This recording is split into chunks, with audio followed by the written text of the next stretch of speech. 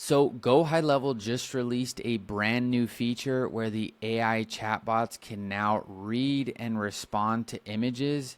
You can see right here, we can just simply turn this on and now the chatbot can respond to images. So in this video, I'm going to show you guys how to set this up, and then I'm going to give you some awesome use cases for how you can use this for your business, or if you're an agency, how you can use this to help businesses or clients out.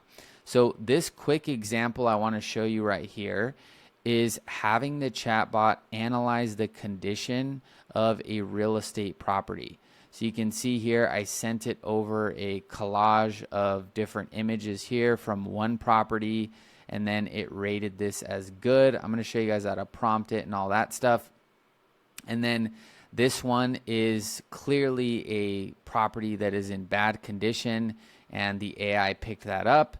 And then this one's clearly in excellent condition, and it picked that up perfectly. Okay, so I'm going to show you guys how to set this up, and you can do this for any type of business. Okay, so first things first, you need to create your conversation AI chatbot. So if you're newer to this feature, newer to how this stuff works, this is basically so that your AI chatbot can respond to your leads and your customers inside of your HighLevel account.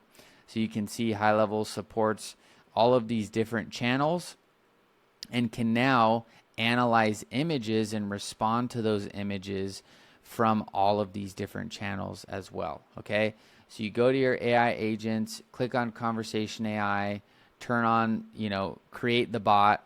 And then we name the bot, so I just have it as my read images bot so I can, identify which one that is. And then I have this one turned on for autopilot, so it will respond instantly. And then I just have all the channels enabled. I'm just testing this with text message, but I just have this turned on at default, okay? Then you basically just want it to respond as quickly as possible, max out the number of messages it can send, and then just turn this feature on, okay? And then you're just gonna click save, and that will take you over to your training. I'm not gonna set all this up right now, but this is basically where you can upload your knowledge base. You could upload a link to your website or any sort of documentation you have about your business to customize your chatbot and make it really, really specific. But what I'm gonna show you in this video is the main part of the setup, which is the prompting and basically just getting it to produce the response that you want for those images. And then I'm going to show you guys, the real powerful stuff, which is how do you use this effectively to solve problems in your business, okay? So you can see here, I just have a very, very simplified prompt. So you guys can, screenshot this or see it. I wouldn't copy this exactly because this isn't how I would actually lay out the prompt, but this is the idea. Okay, so you have the personality, so this is just where you say you are Jackie, or that's what I call all of my AI systems. And then we have the goal. Okay, so for this example, I work with real estate investors, and so we get tons of leads for these investors. And every single day, people send over photos of their property and stuff like that. So that was just the example I decided to use. But another example I thought of is maybe you have a junk removal company and you want to get a quote, right? Provide a quote to the customer. The AI chatbot can ask for a few photos of the garage, right? And then categorize the condition of the garage or how much work, appears to be done. And then you can trigger some automations and stuff like that as well. So really what you want to put here in your goal is basically what you want the bot to produce in terms of an output, okay? So you can see here I say determine the condition of a property based on property images. And then I gave it 4 different criteria. And then here I just, like I said, for the sake of the example, I just very directly said pretty much the same exact thing.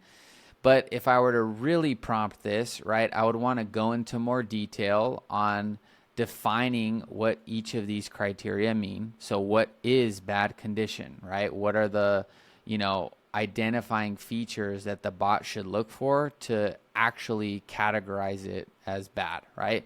And I would do that for all of these different conditions. So you want to think of whatever you're analyzing as an image, and then you want to have buckets for where the chatbot should categorize the actual image or how it should respond to those images. You can also alternatively just use this so that your bot can continue the conversation. So maybe you don't want the bot to actually say, oh, well, the property's in bad condition or anything like that. You just want the bot to gather the photo, right, and continue with the conversation. Prior to this feature being released, if somebody sent a photo to your chatbot, then it would just stop responding, okay? So you don't need to explicitly tell it to categorize if you don't want it to do that, right? But the use case that I see for this is, junk removal service. Here's a real estate, selling their house.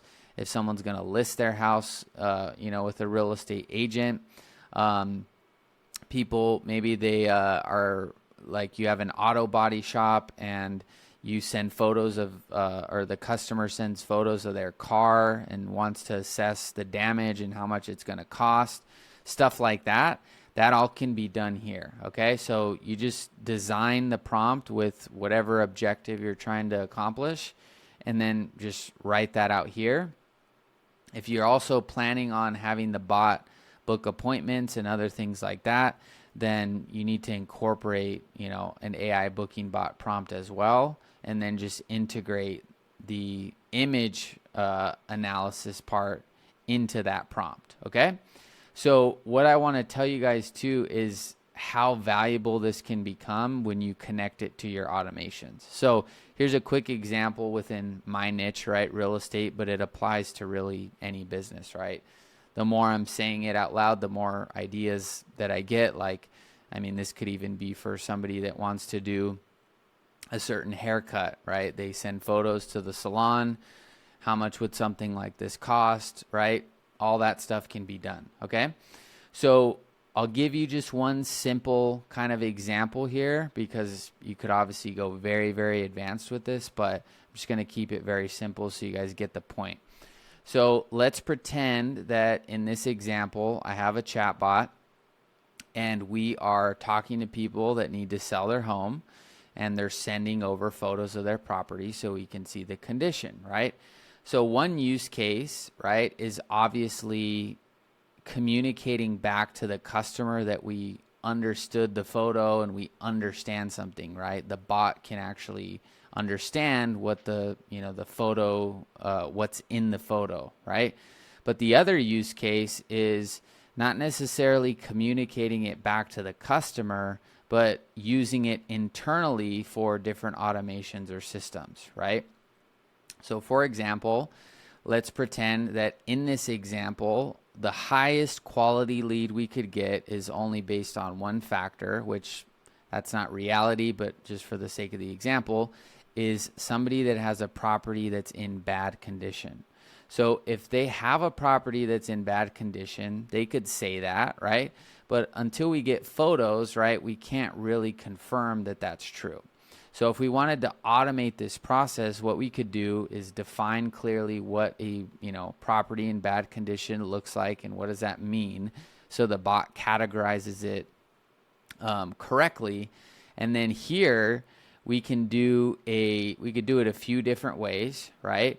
Where we could do contact info here, okay?